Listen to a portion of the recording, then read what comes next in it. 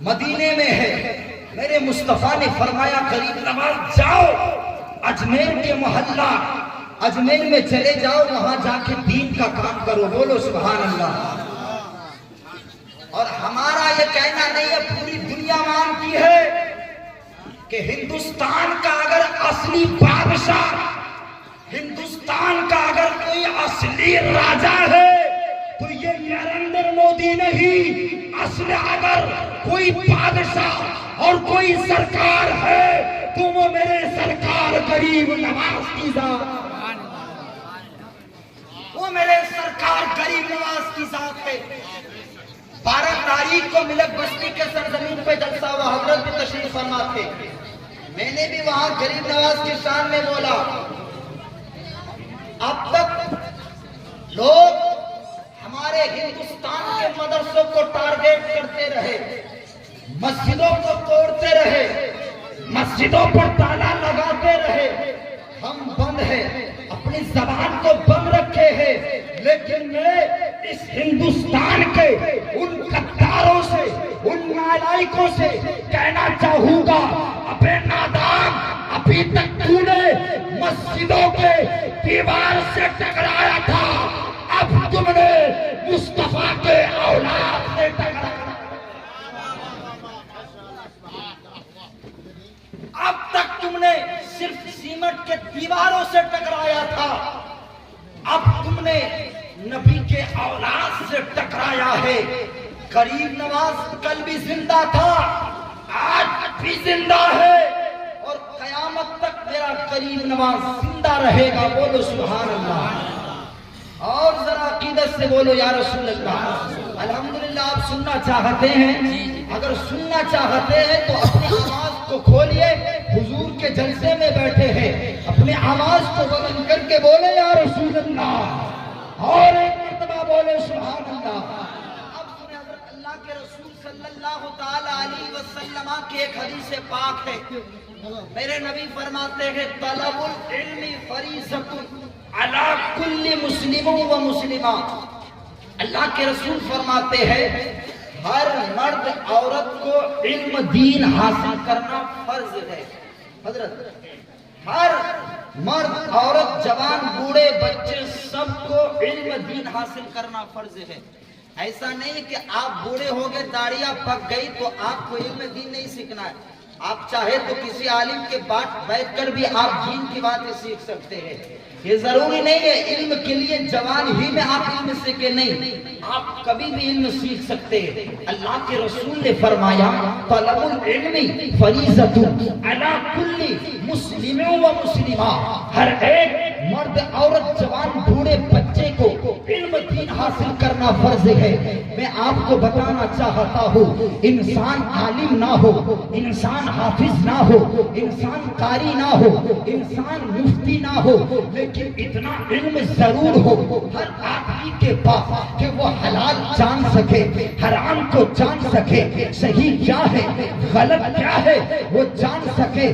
ہر عورت کو, ہر بیٹی کو اتنا علم سیکھنا ضروری ہے, وہ جان لے شوہر کا مقام کیا ہے, شوہر کا حق کیا ہے, شوہر کا حقوق کیا ہے, سسرال میں کیسے رہ سکتے ہیں, اپنے باپ کے گھر پہ رہ کر جنتی کیسے بن سکتے ہیں, یہ جان لے.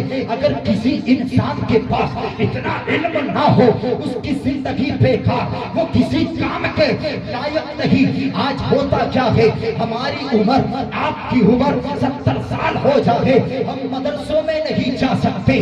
یار جو قوم مسجد کے محلے پہ 5 وقت کے لیے نمازوں میں نہ جا سکے, وہ قوم کسی عالم دین کے پاس بیٹھے گا کیسے؟ تو ہمارے بزرگان نے دین کا ایک حسین داستان یہ بھی ہے. ایک رات کا جلسہ ہوتا تھا, ان میں کچھ نوجوان, کچھ علماء آتے تھے, دین کی باتیں کرتے تھے.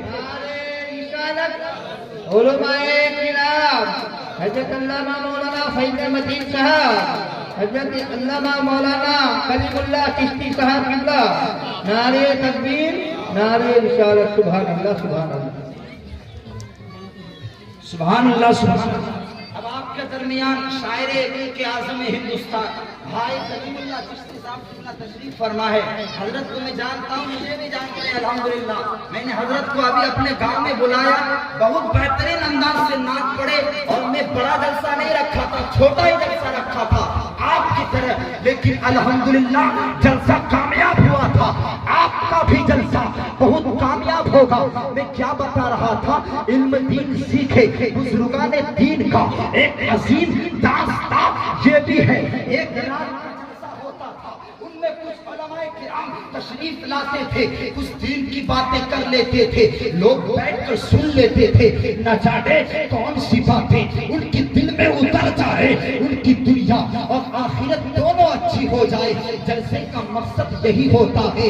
وہ میری قوم کے نوجوانوں, میں آپ سے کہنا چاہوں گا, آپ ذرا توجہ کے ساتھ سنیں. آج 2025 چل رہا ہے, 10 سال سے لے کر ادھر تک آپ دیکھتے ہوں گے کتنے اتچار, کتنے ظلم مسلمانوں پر ہو رہے ہیں. آپ دیکھیں, آج جلسے کرو تو پرمیشن, نبی کا میلاد کرو تو پرمیشن, جلوس محبتی کرو تو پرمیشن. لیکن آج سے 10 سال پہلے ایسا کچھ نہیں ہوتا تھا. آج سب کچھ ہے. مسلمانوں کا چیڑا اس دور میں جو ہے حرام ہو گیا ہے.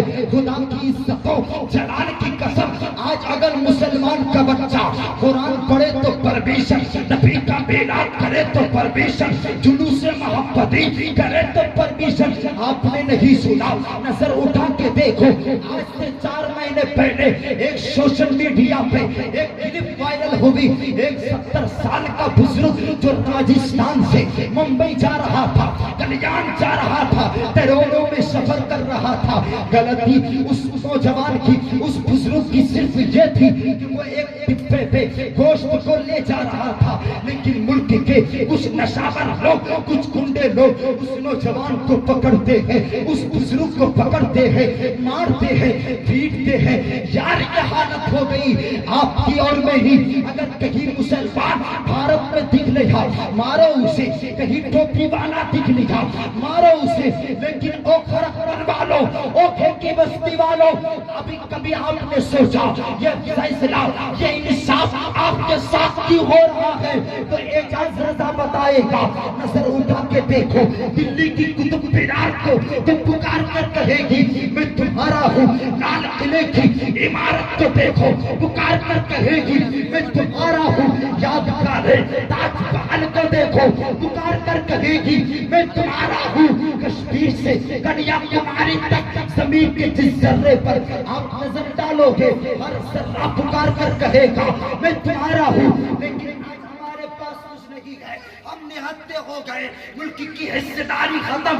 لیکن سنو, جب لنکا, بنگلہ دیش, پاکستان, ہندوستان, 4 ملک ایک جگہ تھی, تو اس ملک پر کسی غیر کی حکومت نہیں, محمد مصطفیٰ کے غلام کی حکومت, محمد مصطفیٰ کے غلام کی حکومت چلا کرتی تھی. حضرات محترم, ٹائم زیادہ ہو رہا, بس آخری بات کر کے رخصت ہو رہا ہو. حضرت آپ کی توجہ ہو تو بس آخری بات کرو, آپ کی آخری بات کر کے دیکھیے. حضرات محترم, میں الحمدللہ آپ کی نظروں میں چھوٹا لگتا ہوں, اور الحمدللہ وہ بھی چھوٹا, بہت بڑا نہیں ہوں. میری عمر 21-22 سال چل رہی ہے, زیادہ بڑا نہیں ہوں. لیکن انسان کو بلندی اور مرتبہ ایسا نہیں کہ ان کو عمر دراز کے بعد ہی ملتی ہے, ایسا نہیں. اللہ جب چاہے انسان کو عزت دے دے, جب چاہے انسان کو ذلت دے دے. عزت اور ذلت کے خدا کے ہاتھ میں ہے.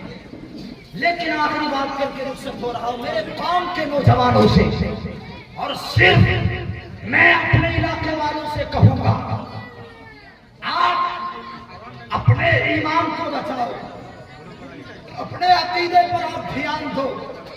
آپ کا ایمان کدھر جا رہا ہے؟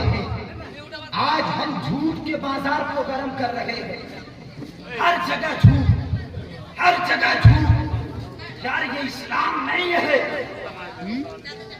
آج ایک پلیٹ بریانی کے چکر میں ہم کسی کو جیل تک بھیج دیتے ہیں, ایک چائے کے چکر میں ہم کسی کے زندگی کو برباد کر دیتے ہیں. لیکن ایسا مت کرو.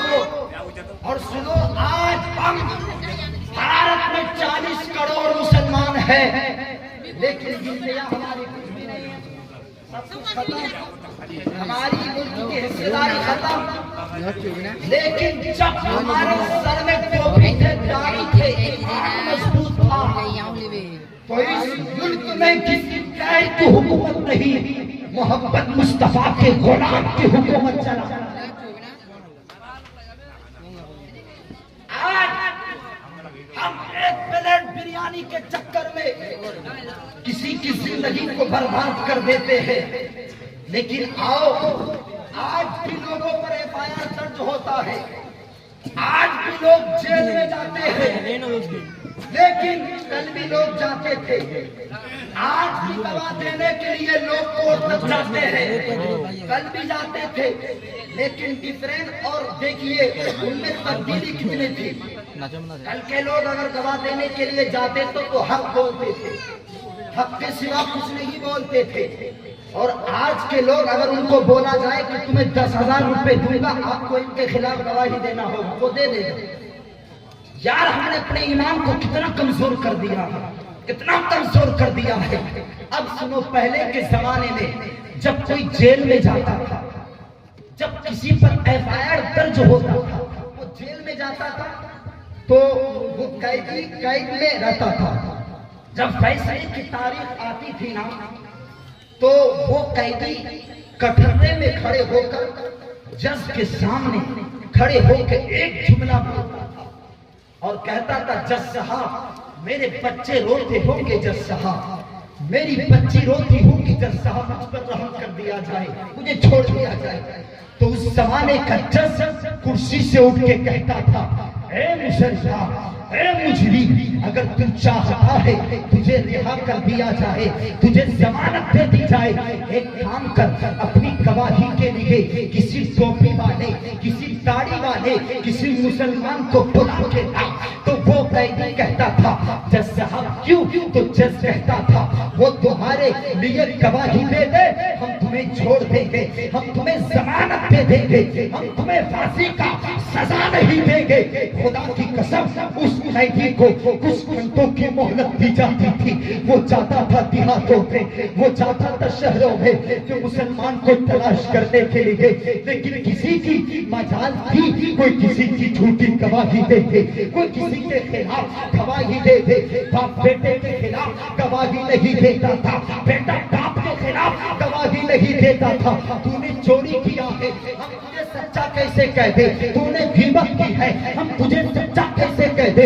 تو نے دوسروں کی بیٹیوں کی عزتوں کے ساتھ تو نے کھلواڑ کیا ہے، ہم تجھے سچا کیسے کہتے؟ ہاں، اگر وہ مجرم نہیں ہوتا تھا تو مسجد کا نمازی جس کے چہرے پہ داڑھی مصطفیٰ کی محبت کا مدینہ ہوتا تھا، وہ کٹہرے میں آ کر ایک طرف وکیل کی جماعت ہوتی تھی، ایک طرف مقدمات ہوتے تھے، وہ مسجد کا نمازی کٹہرے میں کھڑے ہو کر جج کی آنکھوں پہ آنکھیں ڈال کے کہتا تھا، جج صاحب میرے بھائی نے کوئی گناہ نہیں کیا، میرے بھائی نے کوئی خطا نہیں کیا، میرے بھائی کو چھوڑ دیا جائے.